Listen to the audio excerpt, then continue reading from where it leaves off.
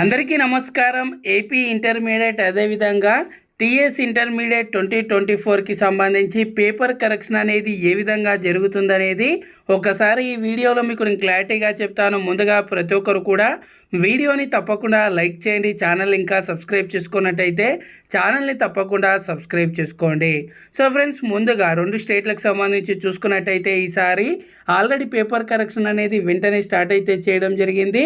4th నుండి అయితే paper correction అయితే స్టార్ట్ అయింది. మరి పేపర్ కరెక్షన్ అనేది ఏ విధంగా జరుగుతుంది అనేది ప్రాసెస్ చూసుకున్నట్టయితే ముందుగా మనకి ఎప్పుడైతే మనకి ఎగ్జామ్స్ అయితే కంప్లీట్ అయిపోతుందో, ఇప్పుడు ఒక సంస్కృత లాంగ్వేజ్కి సంబంధించి ఎగ్జామ్ అనేది కంప్లీట్ అయిపోయిన వెంటనే ఆ పేపర్స్ అన్నీ కూడా మనకు స్పాట్ వాల్యుయేషన్ సెంటర్కి అయితే వెళ్ళడం అయితే జరుగుతుంది.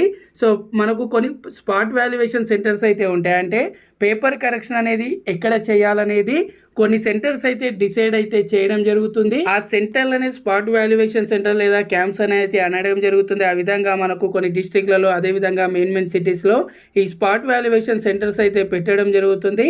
ఆ విధంగా పేపర్స్ అనేవి ఎప్పటికప్పుడు ఎగ్జామ్స్ అనేది కంప్లీట్ అయిపోగానే అక్కడికి రీచ్ అయిన తర్వాత మనకు సబ్జెక్ట్ వైజ్గా పేపర్లన్నీ డివైడ్ చేసి స్పెల్ వైజ్గా పేపర్ కరెక్షన్ అయితే స్టార్ట్ అయితే చేయడం జరుగుతుంది. 4th నుండి పేపర్ కరెక్షన్ అయితే స్టార్ట్ అయింది. ముందుగా చూసుకున్నట్టయితే మనకి ఇప్పుడు సంస్కృత్ లాంగ్వేజ్కి సంబంధించి నిన్న పేపర్ కరెక్షన్ స్టార్ట్ అయింది.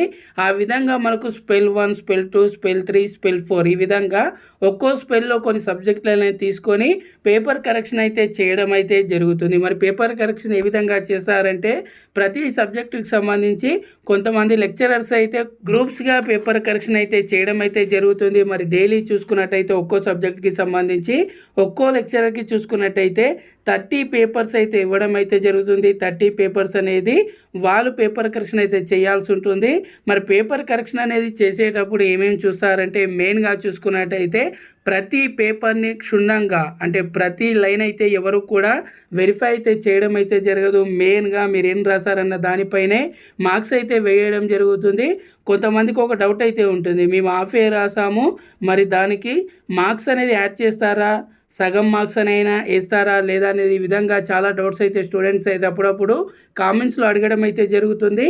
మీరు ఎంత రాసినా సరే దానికి సంబంధించి ఎన్ని మార్క్స్ వేయాలో అన్ని మార్క్స్ అయితే ఖచ్చితంగా వేయడం అయితే జరుగుతుంది. సో ఈ విధంగా పేపర్ కరెక్షన్ అనేది కంప్లీట్ అయిపోయిన తర్వాత మళ్ళీ వీటన్నిటికి సంబంధించి ఒకసారి కౌంట్ అనేది చేయడం జరుగుతుంది. కౌంట్ చేసి 1కి 2 సార్లు వెరిఫై చేసుకుంటారు. వెరిఫై చేసుకున్న తర్వాత ఈ మార్క్స్ అన్నీ కూడా కంప్యూటరైజేషన్ అంటే కంప్యూటర్లో ఎక్కించడం అయితే జరుగుతుంది. ప్రతి స్టూడెంట్కి సంబంధించి సబ్జెక్ట్ వైజ్గా మార్క్స్ అయితే కంప్యూటరైజేషన్ అయితే చేసి ఆ తర్వాత ఈ ప్రాసెస్కి అన్నిటికీ కూడా ఇప్పుడు చూసుకున్నట్టయితే మనకు తెలంగాణలో ఏపీలో చూసుకున్నట్టయితే పేపర్ కరెక్షన్ అనేది 4th నుండి 25th వరకు అయితే కంప్లీట్ అయితే అవనున్నట్టు మనకు న్యూస్ అయితే రావడం జరిగింది.